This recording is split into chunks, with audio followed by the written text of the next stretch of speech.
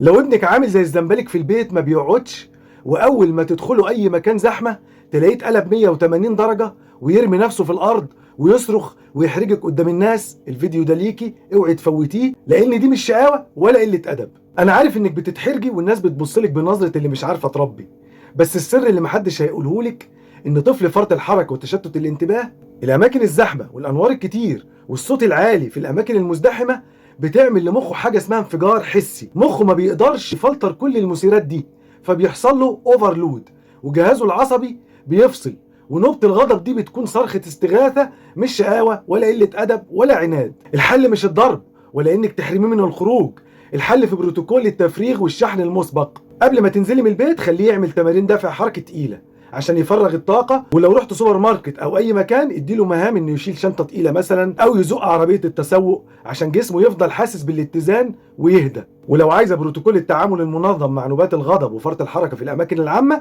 اكتبي كلمة هدوء في التعليقات وهبعتها لك فورا. السلام عليكم.